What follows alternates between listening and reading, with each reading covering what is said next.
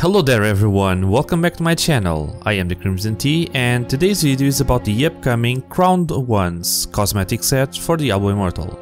So without further ado, let's go! With the first big patch for Diablo Immortal about to be released, I decided to take a look at some cosmetic sets that we'll be seeing in the near future.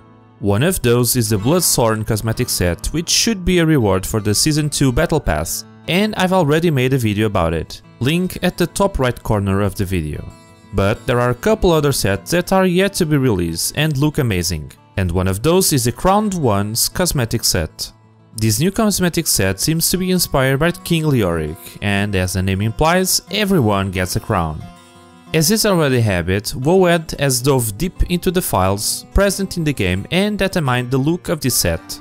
However, remember that there are many effects missing, as already was the case with previous sets. So when looking at datamined models, you have to take into account that in-game models will be complemented with more polish and animations. Barbarians get a very knightly armor, and I feel like most of these will share that a bit. But let's take a look at the details. There's a small knife and some saber teeth around the waist.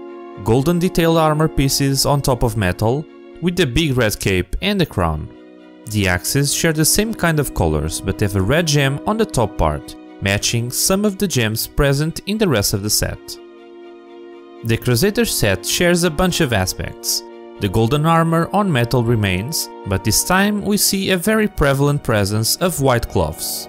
There's a central white tabard with red drawings, another cloth piece around the top part of the legs, and a dark grey cloak with golden elements. The armor itself seems to have more ornate effects focused around lions, which also appear in the enormous shield. The sword is very long, but has a very straight and forward design. Demon Hunters have a small crown resting on top of a chainmail helm armor. While that is also the only place we can see chainmail, we can see other metal looking bits, especially on the shoulders and legs. This time we get a red cloak matching the jewels present on nearly every other piece of armor. The crossbows, however, appear to be really simple, so let's hope the final version spices them up with some animations. When it comes to monks, even though the armor itself stays very true to the whole crowned theme as a whole, we have in my opinion one of the best monk sets so far. The crown isn't super over the top like the helmet on the Ghost of Ashwold cosmetic set, and the rest of the set has a very tight balance between metal, chainmail and cloth elements, complemented by jewels, this time what seems to be jades. As it is to be expected, we have other monk elements, but even their fist weapons look incredible. Necromancers get the black/golden armor, and that automatically makes it look amazing. Instead of lions on the ornaments, we see skulls and bones, to the surprise of no one. Once again we see a red cloak, but their scythe is what surprises me the most, as it almost reminds me of a regal scepter, with the added curved blade on the top. The shield looks incredible and puts to shame nearly any other weapon variant of this set, with bone assets all around. At last, wizards are back with cloths.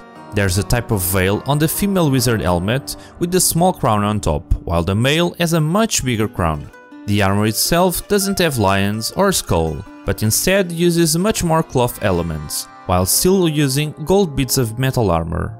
Their weapon looks like some sort of staff with the black and white crystals, and if there are any animations on it, it will for sure look amazing.